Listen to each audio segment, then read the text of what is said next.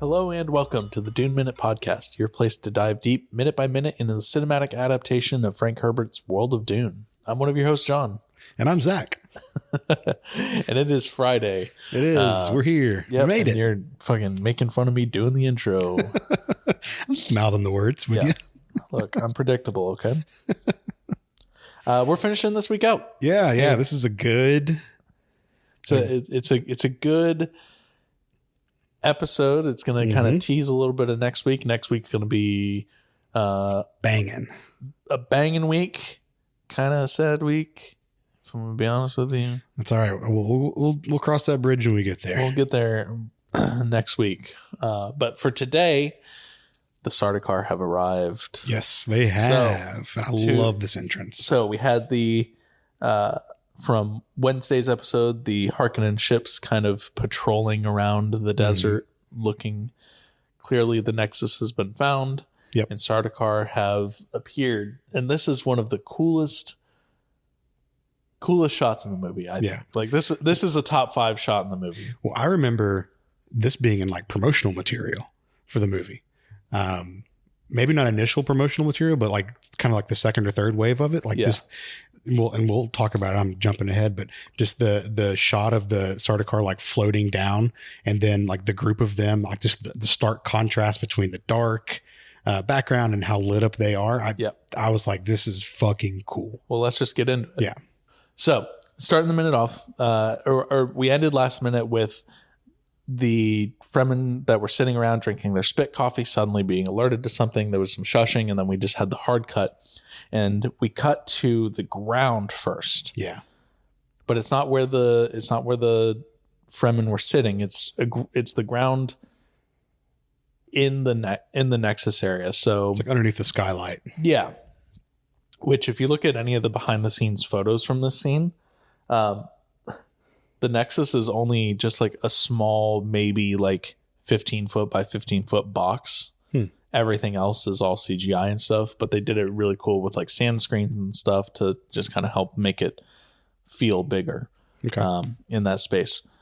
But we're looking at the ground, and then we cut to the sky, and we see just like the foot of a Harkonnen slowly start to descend. We do. I want to spend just a little bit of time talking about before that first. Okay. So that shot of the shadows being cast by the beams is where we see the first sign of like activity up there. Yep. And I swear I missed this for the longest time.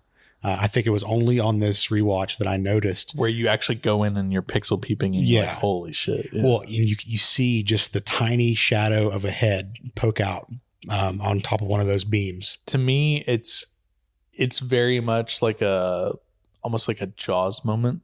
Sure. Yeah. Where it's like, oh shit, there's the fin. Yep. Yeah. No. I like that. But you see that tiny little head peek out, in the shadows, again, being cast from way up high, and the camera looks up and you see the person who cast the shadow just kind of peeking down, looking into the open area of the Nexus. And then, behind that pillar that they're standing on, that's when you see the Sardaukar start to float down, and they are indeed Sardaukar. And I love this scene because it's perfectly still. It's perfectly silent. Nothing. The Sardaukar think that they have the drop on everyone, and that's why they're not saying anything. You don't even hear like they're breathing through their helmets or whatever. Because so in the scene on Salusa Secundus, second Salsa, you do hear like how loud the breathing is in a Sardaukar helmet. It's not full Darth Vader, but it's definitely like, your typical breathing in a helmet sounds. Sure. So the fact that they're deliberately being so silent, trying to be sneaky and everything, does show a degree of the the skill, the training. Sure. Yeah. The Navy SEAL team. The Navy TEALs. Yeah. The Navy SEAL, kind of, I guess, portrayal that you want to have of these guys, even though no one in this movie is a good guy, but no, they're the quote unquote bad guys of this movie. Yeah. They've had some kind of like covert operations training. Sure. They land on the ground and just kind of begin to move in formation and everything. And we see one of the cups kind of half buried in the sand. Yeah. Which leads me to believe, and that maybe this is obvious, I think, but they did not see the Fremen down there. No. The Fremen were gone before. And that's the thing. Even with them being as quiet and as silent as they were, the Fremen still detected them, and they knew that something was up. Yeah, exactly. And they also knew to properly drain the cup because all the sand around the cup was still perfectly dry. Yep. It was not a single drop of water wasted. Well, whoever was drinking it just chugged it real quick, tossed it back. Threw that spit back a little bit and just went on their way. Yep. And what we come to find out here, and as the Sardaukar are walking forward, we get a couple of words from the lead troop. And all of a sudden, it's just like an eruption from the underneath them, the sand. And once again, this is not the first time that we've seen this in the movie, but this is the most chaotic version of it that we've seen. Yep. Because in minute 2 or minute 3, I don't remember which one, we see kind of the slow motion attack against the Harkonnen, guards outside of their spice harvester. And then in Paul's vision, we see a more wide scale battle, whereas this is that, ultimate guerrilla warfare, just kind of quick and dirty attack. Yeah, and the Fremen have hid themselves underneath the sand. The folks who were drinking coffee only moments ago, hanging out, very quickly and very expertly hid themselves underneath the sand. So probably had to use one of those sand compactors that we saw Paul and them get out of the tent with. Yep. It'd be the only thing that would move the sand that quickly. So. Yeah. Which, I don't know, just goes to show like how efficient and how stealthy the Fremen truly are. Like this is incredibly impressive. And yeah, they start popping up. There's like, these puffs of sand that go up, and the Fremen are popping up, and they're starting to murk these Sardaukar. Yeah. Not for too long, but they definitely get the surprise attack. Yeah. They get the drop on them, and they get a few taken care of. Yeah. And then we hard cut. Yep. To a hand with a beetle on it. To a familiar beetle that we've seen before. Have we? Yes. So, in the scene where Duncan and Paul first talk for the first time in the movie, and Paul talks about how he's seen that Duncan dies on Arrakis, we see this beetle in a moment of a vision. Oh, okay. At that time. Ah, gotcha. Okay. I completely missed that. Completely forgot about it. Yep. Yeah, and it's Duncan. The beetle's crawling across Duncan's hand. Duncan's just playing with bugs. Yeah. He's looking at trees earlier. Now he's playing with bugs. Yeah.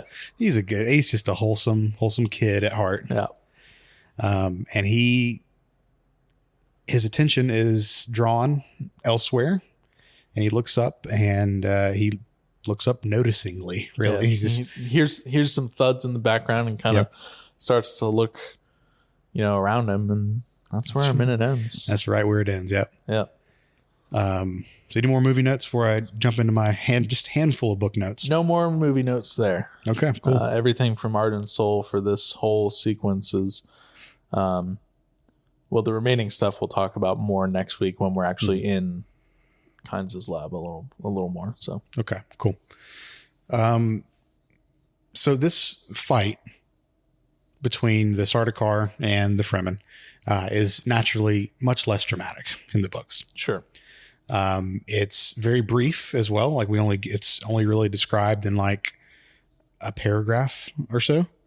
And without giving away too much for next week, this happens, just like the movie, this happens right after Paul and Kynes are talking about their loyalty oath to each other.